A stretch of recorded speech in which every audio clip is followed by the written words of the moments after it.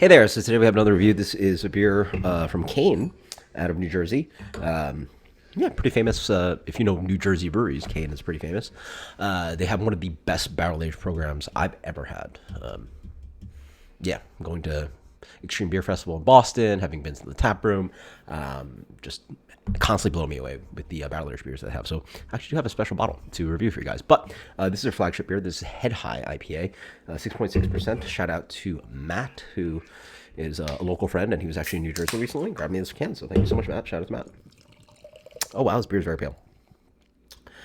I've definitely had this beer before. Can't remember if I reviewed it on the channel, but let's check this guy out. This beer definitely didn't look like this before. Yeah. This looks like haze. It's not advertised as a hazy beer, and for sure in the past it wasn't a hazy IPA, but here we go. This is like full on medium plus a full on opaque, medium plus haze to a full on opaque. Comes in a medium gold color, a little bit of orange hue to it, wonderful fluffy off-white head. It's pretty nice. Orangey, a little bit floral, a little bit of like apricot in there, a little bit of like sticky mango, a little bit tropical in there, a little bit of that kind of like dusty green hop character. Cheers. Oh yeah. Oh, interesting. So, it tastes like it looks. They've definitely have updated the recipe. It sort of sucks. I feel sometimes that you sort of have a flagship beer and you like sort of know what to expect, and then they just completely change the recipe and like they just turned into a hazy IPA. I mean that probably is what sells. I mean it's in New Jersey. Like come on, like you probably sell tons of hazy IPA, right? This is in the Northeast. So it's just your recipe. Make it a hazy IPA. That's a pretty good hazy IPA. Doesn't really have much of the off flavor I'm talking about. Nothing too explosive on palate, but definitely fruity.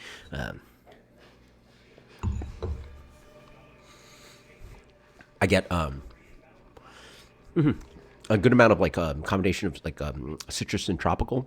So you get a little bit of like navel orange.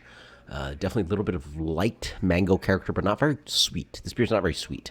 Doesn't have even like sometimes like a beer can be sweet, or the hops express sweetness. This is not super ripe. This is just like moderately. So it has a little bit of like apricot, white peach, like hard peaches. Like sometimes you bite into peaches, it's juicy, ripping, sweet. This is like more of that kind of like apricot's a little less sweet, right?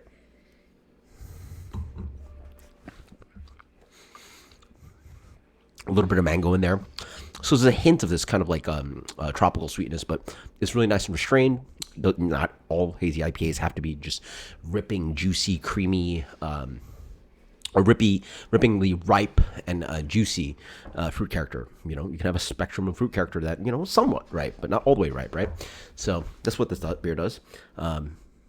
Medium to medium plus creamy mouthfeel.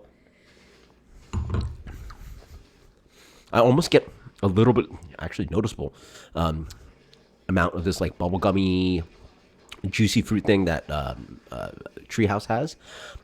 Beer has a little bit of this kind of lingering green thing that sort of like sings of bitterness. The beer actually has some bitterness to it too, so pretty nice. A medium minus to medium bitterness.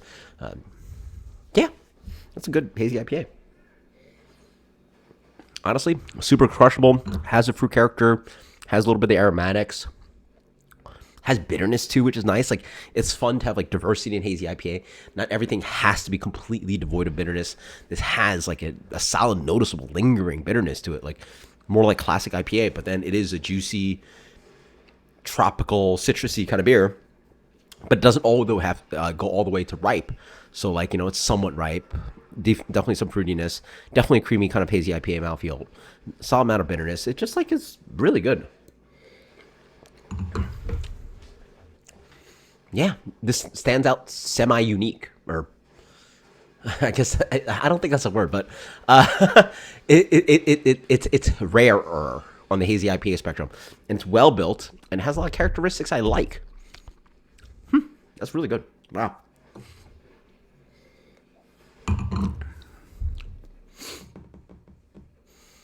Yeah, if I'd had this as my local hazy IPA, I'd be very happy. And the cool thing about it, again, it's noticeably different from like hazy IPAs. And like I review, you guys check out the channel. I review a gajillion of them, or at least I used to. Now I'm not out of the Northeast. I don't review as many, but it has a good hazy IPA. I like that it's somewhat different.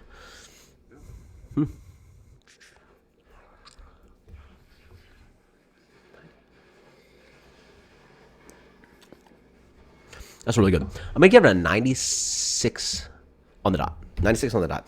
That's just really good stuff. Like I give it a lot of credit for just being a little bit different.